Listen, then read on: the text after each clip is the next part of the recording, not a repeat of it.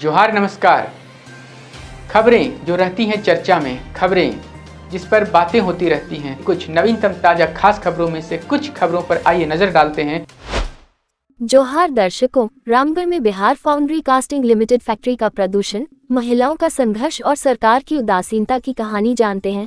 मगर उससे पहले अपने सभी दर्शकों और देशवासियों को हिंदू नव वर्ष, चैती दुर्गा पूजा, आज देश भर में मनाई जा रही ईद उल फित्र और आगामी प्रकृति के महापर्व सरहुल की सभी दर्शकों को हार्दिक बधाई, हार्दिक शुभकामनाएं। झारखंड के रामगढ़ क्षेत्र में Bihar foundry and casting factory के खिलाफ महिलाओं का आंदोलन एक बार फिर पर्यावरणीय न्याय और सरकारी लापरवाही के सवालों को उजागर कर रहा है। ये फैक्ट्री वायु और ध्वनि प्रदूषण फैलाकर स्थानीय स्वास्थ्य और कृषि को बर्बाद कर रही है, लेकिन प्रदूषण नियंत्रण बोर्ड और सरकारें मूकदर्शक बनी हुई है। आइए इस संघर्ष के पीछे के तथ्यों और व्यवस्था की विफलताओं को समझें।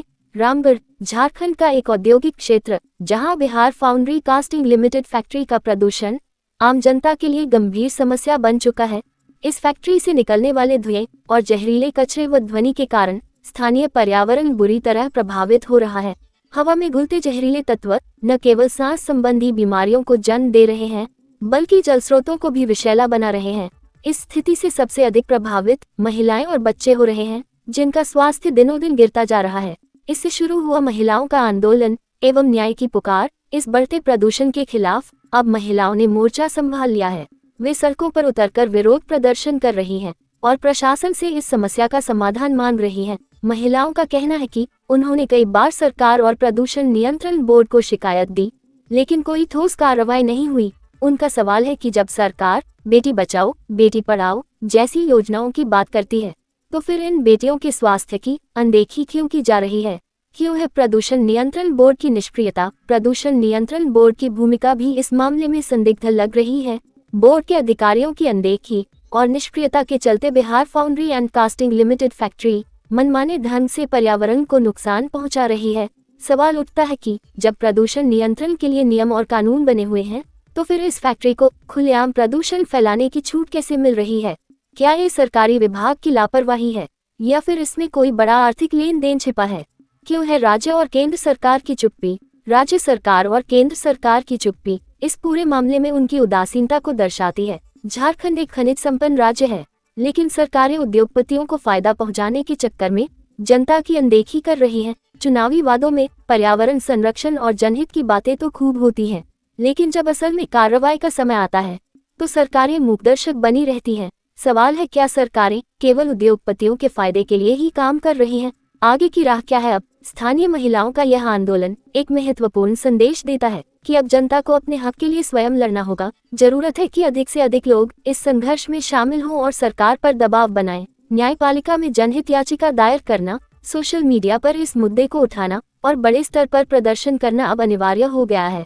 अगर सरकार और प्रदूषण नियंत्रण बोर्ड अब भी नहीं जागे, तो रामगढ़ का पर्यावरण पूरी तरह बर्बाद हो जाएगा और आने वाली पीढ़ियों को इसका दुष्परिणाम भुगतना पड़ेगा। ये समय है जब जनता को अपने अधिकारों के लिए एकजुट होकर सरकार और प्रशासन से जवाब मांगना चाहिए। कुछ सवाल व्यवस्था पर, किसके हितों की रक्षा हो रही है? क्या प्रदूषण नियंत्रण बोर्ड उद्योगों के दबाव में काम कर रहे हैं?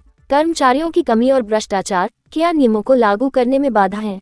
क्यों सरकारें पर्यावरण मुआवजे लगाने पर भी प्रदूषण रोकने में विफल हैं? रामगढ़ की महिलाओं का आंदोलन केवल एक फैक्ट्री के खिलाफ नहीं, बल्कि एक टूटी हुई व्यवस्था के विरोध की मिसाल बन रही। जब तक प्रदूषण नियंत्रण बोर्ड और सरकारें अपनी जिम्मेदारियों से मुंह मोड़ेंगी, तब तक रामगढ़ जैसे संघर्ष देश भर में गूंजते रहेंगे। ये समय है कि नीतियों को कागजों से उतारकर जमीन पर लाया जाए, वरना प्रदूषण के खिलाफ लड़ाई महज एक नारा बनकर रह जाएगी। स्थानीय हजारीबाग सांसद मनीष जायसवाल ने एक पहल इसके समाधान के लिए की है।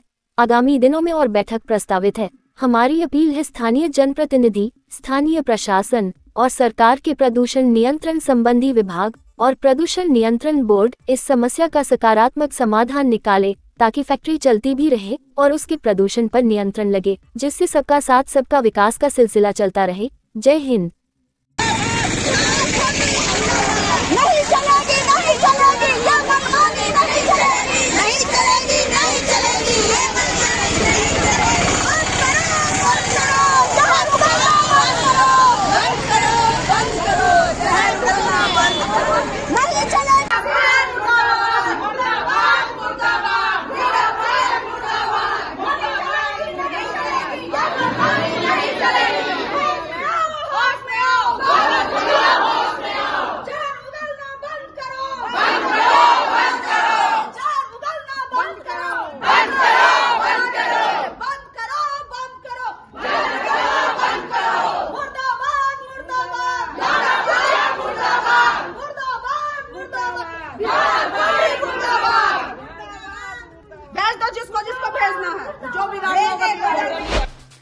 तो कैसी लगी आपको हमारी ये खबर, ये हमें कमेंट बॉक्स में लिखकर ज़रूर से बताएं। और ऐसे ही नवीनतम ताज़ा अपडेट्स, खास खबरों से रूबरू बने रहने के लिए बने रहे हमारे संग। कैमरा के पीछे से मेरा सहयोग कर रहे अजय महतो, आनंद चौहान और युगल किशोर भगत के साथ मैं विजय दत्त पिंटू रांची।